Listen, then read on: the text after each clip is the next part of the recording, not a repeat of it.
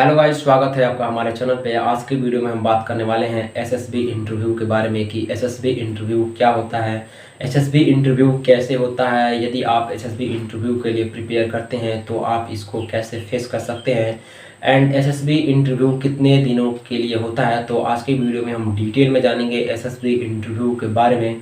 तो चलिए वीडियो को शुरू करते हैं। तो बात कर देते हैं एसएसबी, जिसको कि सर्विस सिलेक्शंस बोर्ड बोला जाता है, जो कि एक प्रकार का बोर्ड है जो डिफरेंट डिपार्टमेंट के लिए इंटरव्यू कंडक्ट करवाती है। बात कर लेते हैं कि एसएसबी किन किन डिपार्टमेंट के लिए एग्ज़ाम कंडक्ट करवाती है, इंटरव्यू कंडक्ट करवाती है। तो एसएसबी मेनली 3 डिपार्टमेंट के लिए इंटरव्यू कंडक्ट करवाती है, जो है फर्स्ट नंबर पे है इंडियन आर्मी, सेकेंड है इंडियन एयरफोर्स एंड थर्ड है इंडियन नेवी।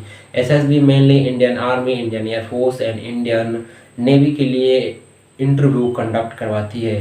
बात करते हैं कि एसएसबी के कितने बोर्ड हैं पूरे इंडिया में। तो एसएसबी के मेनली 13 बोर्ड बनाए गए हैं इंडिया में, जो कि इंटरव्यू कंडक्ट करवाती है। तो इंडियन आर्मी के लिए बात करते हैं तो इंडियन आर्मी के लिए टोटल 4 बोर्ड बनाए गए हैं एसएसबी के। इंडियन एयरफोर्स की बात करते हैं तो इंडियन एयरफोर्स के लिए भी 4 बोर्ड बनाया गया है एसएसबी की। एंड बात करते हैं लास्ट जो इंडियन नेवी के लिए कितने बोर्ड बनाए गए हैं, तो इंडियन नेवी के लिए टोटल 5 बोर्ड बनाए गए हैं। तो यदि आप एसएसबी इंटरव्यू के लिए प्रिपेयर कर रहे हैं या आप एसएसबी के द्वारा शॉर्ट लिस्टेड हुए हैं तो आपके पास मिनिमम, तो बात कर लेते हैं कि एसएसबी इंटरव्यू देने के लिए आपके पास क्वालिफिकेशंस क्या होनी चाहिए या एसएसबी क्या क्वालिफिकेशंस मांगती है। तो मिनिमम क्वालिफिकेशंस की बात करते हैं तो मिनिमम क्वालिफिकेशंस होता है 10+2। यदि आपके पास 10+2 पास आउट है या अपेयरिंग में है तो आप एसएसबी इंटरव्यू के लिए एलिजिबल है। बात करते हैं ग्रेजुएशन एंड पोस्ट ग्रेजुएशन के लिए, तो यदि आप ग्रेजुएशन या पोस्ट ग्रेजुएशन कैंडिडेट हैं तो भी आप एसएसबी इंटरव्यू के लिए एलिजिबल हैं। नेक्स्ट बात करते हैं कि एसएसबी का इंटरव्यू कैसे होता है। तो यदि आप अप्लाई किए हैं इंडियन आर्मी, इंडियन एयरफोर्स या इंडियन नेवी के लिए जो आई हुई रिक्रूटमेंट में, तो यदि आप शॉर्ट लिस्टेड होते हो तो आपको एसएसबी के द्वारा कॉल किया जाता है।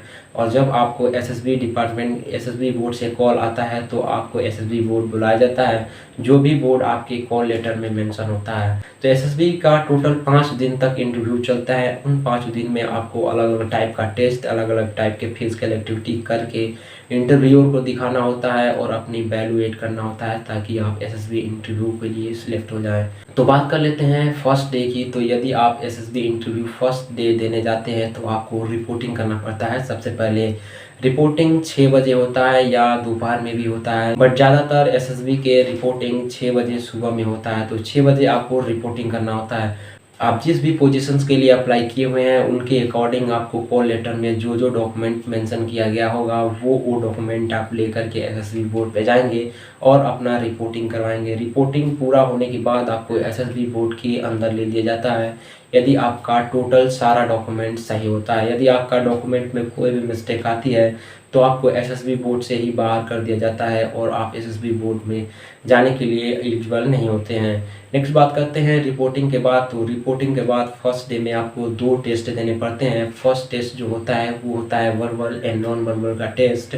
वर्बल एंड नॉन वर्बल के टेस्ट में आपको मल्टीपल बेस्ड चॉइस क्वेश्चंस पूछा जाता है और मल्टीपल बेस्ड चॉइस क्वेश्चंस को आप करके नेक्स्ट टेस्ट में जाते हो। तो वर्बल एंड नॉन वर्बल के टेस्ट में टोटल 50-50 क्वेश्चंस दोनों के लिए पूछा जाता है, जो कि मल्टीपल बेस्ड चॉइस क्वेश्चंस होता है। और उस क्वेश्चंस को करके आप नेक्स्ट टेस्ट में जाते हो, जिसको कि स्क्रीनिंग टेस्ट बोला जाता है। स्क्रीनिंग टेस्ट बहुत ही इंपॉर्टेंट टेस्ट होता है एसएसबी के लिए, क्योंकि यदि आप verbal and non verbal test के बाद स्क्रीनिंग टेस्ट अच्छे से नहीं देते हो तो आप बाहर हो जाते हो एसएसबी इंटरव्यू के लिए। और यदि आप इस टेस्ट में पास हो जाते हो तो आप आगे जाते हो एसएसबी के सेकेंड राउंड के इंटरव्यू में, जो कि सेकेंड डे में होता है। तो बात कर लेते हैं स्क्रीनिंग टेस्ट के बारे में। तो स्क्रीनिंग टेस्ट में आपको एक हॉल में लिए के जाया जाता है। जितने भी कैंडिडेट होते हैं उन कैंडिडेट को हॉल में लेके जाने के बाद एक पिक्चर दिखाया जाता है, जो कि हैजी होता है या क्लियर भी पिक्चर दिखाया जा सकता है। उस पिक्चर को 30 सेकेंड के लिए दिखाया जाता है आपको। उन 30 सेकेंड में आपको बोला जाता है कि आप इस पिक्चर को एनालाइज करें कि कितने कैरेक्टर है। इसको एक स्टोरी लिखना होता है स्क्रीनिंग टेस्ट में। पिक्चर देखने के बाद स्टोरी लिखने का टाइम जो होता है वो 4 मिनट का होता है। आपको 4 मिनट में एक स्टोरी लिखनी होती है और स्टोरी लिखने के बाद आपका जो पेपर शीट होता है वो जमा कर लिया जाता है। पेपर जमा करने के बाद आपको अलग अलग ग्रुप में बांट दिया जाता है। 10 या 15 के ग्रुप बना करके आपको अलग अलग ग्रुप में बांट दिया जाता है और अगेन आपको वही पेपर शीट दिया जाता है जिसमें आप स्टोरी लिखे हैं और आपको ग्रुप डिस्कशंस के लिए बोला जाता है कि आप जो जो स्टोरी लिखे हैं उस पर आप एक ग्रुप डिस्कशन करिए। तो आपको ग्रुप डिस्कशन करना पड़ता है। ग्रुप डिस्कशन जैसे ही समाप्त होता है रिजल्ट अनाउंस किया जाता है और जो भी कैंडिडेट रिजल्ट अनाउंस के बाद क्वालिफाई करते हैं रिजल्ट में उनको नेक्स्ट डे के लिए रख लिया जाता है, नेक्स्ट राउंड के लिए एसएसबी इंटरव्यू में रख लिया जाता है। और यदि आप फर्स्ट डे के एसएसबी इंटरव्यू में डिसक्वालीफाई होते हैं तो आपको